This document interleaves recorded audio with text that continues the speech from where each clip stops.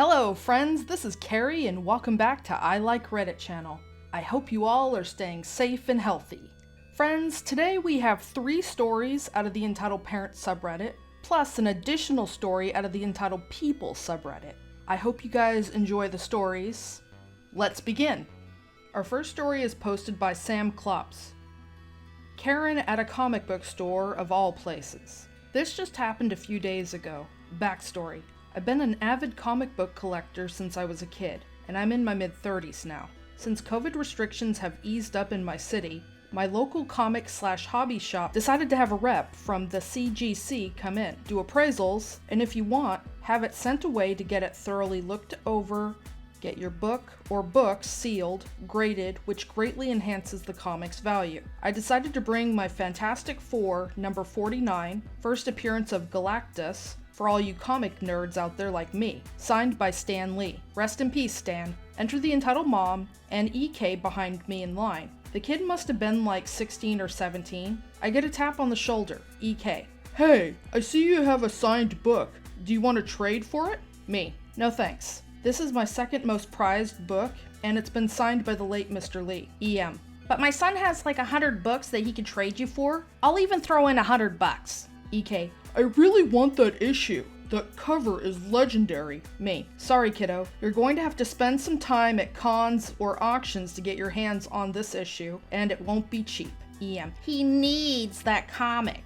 At this point, the store owner stepped in and said, "No solicitations or private transactions in my store. I have a business to run." They left in a huff, giving me a hard side eye on the way. My book was appraised at 6.5 out of 10, putting it with a signature at about just under $6,000 in value. I'm still waiting for the confirmation from the CGC for final number.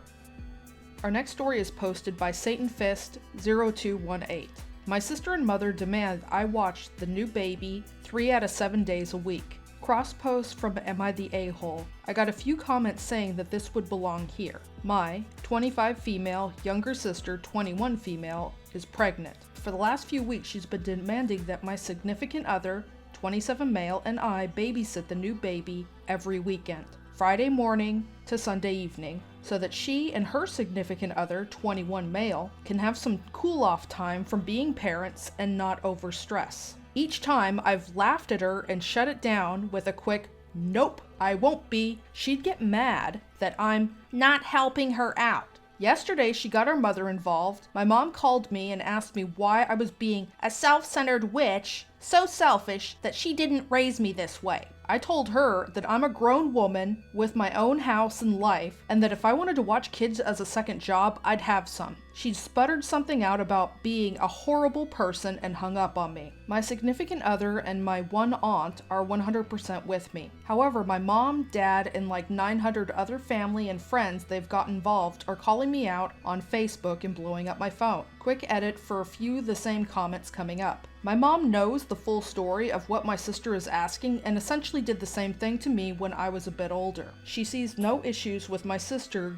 doing this as well. I have never had a good relationship with my family besides my 16 female aunt and my grandparents. I talk to my mom, sister, and dad maybe twice a month.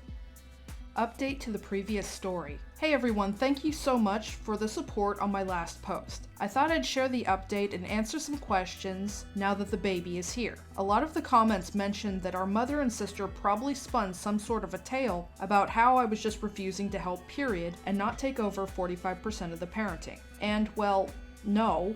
Those who I spoke to knew the entire story. They agreed that 2 21-year-olds need a break from parenting. Our mother did it with me. Why shouldn't my sister get the same courtesy? Whenever my family/friends message me about babysitting or giving me a hard time about it, my favorite response has been, "You're right, I am selfish/irresponsible/whatever, and probably not fit to take a baby this weekend, but I can be sure to let my sister know that you volunteered to help her out this week." Funny enough, everyone seems to have some sort of generic excuse as to why they can't or won't. I worked all week. It's my wind down time. Not my child, not my responsibility. But somehow it's mine? And my all-time favorite response. It is your responsibility as the oldest to ensure that your siblings don't make mistakes, and if they do, you take responsibility. Don't let them ruin their lives over it. They're still kids who need to have fun. You had your turn.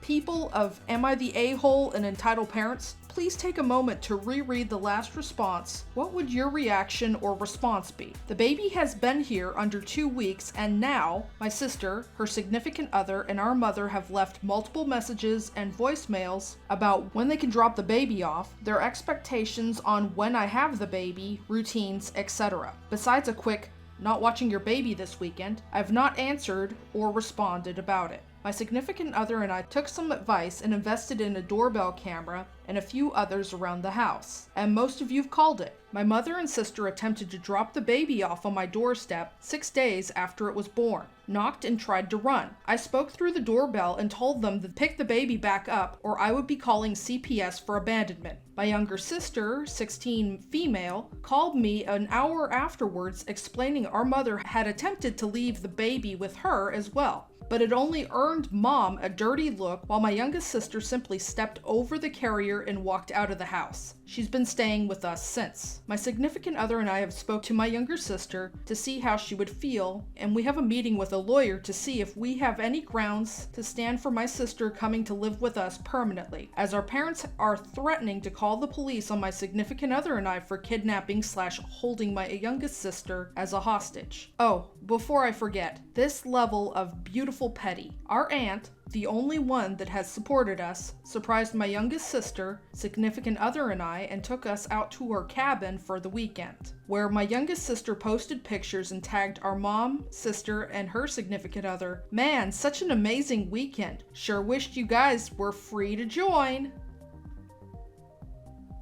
If you're enjoying the content so far, please put a heart emoji in the comments section down below. Our final story is posted by Ansplack. You pay the rent, the lease is in your name, but your flat is mine. So this happened about 8.5 years ago, and I get reminded of it from time to time. I was on a government waiting list for a house / flat over 8 years ago when I got a call asking me to go to a viewing. I went to see the flat. It had a small bedroom, a tiny bathroom, sitting room, and a kitchen. It wasn't much, but it had central heating. My place was one room with high ceilings and no heating. It took me all of 2 seconds to think, and I signed the lease. A week later, I got my keys and started moving a few things in. My friend, entitled Witch, EB for short, who I stayed with sometimes on the weekends, wanted to come by and see the place before I moved everything in. She lived up the street from me now, so I told her to come and take a look. She walked in and started telling me how I was going to repaint and redecorate. WTF? And it continued like this. EB. So, the bedroom's going to be completely Hello Kitty themed. Me. No, I like the color as it is. EB. We'll have Victorian porn wallpaper in the bathroom. Me. No freaking way that's happening. What kind of loony puts wallpaper in a bathroom that fills up with steam daily? EB. You'll also need to change your bed covers every Friday by 5 p.m. and you can't use the bed until Sunday night / Monday morning, depending on when we leave. Me. WTF look on my face. Huh? We? What? Did I miss something? EB. Well, you know how much I hate my housemate. He's a good friend of mine. Well, my boyfriend and I hate seeing him, so we're going to take your place from Friday until Sunday, and you can sleep at my place on the sofa. We need someplace nice and private to have intimacy without my a-hole housemate. You've slept on the sofa before, it'll be fine.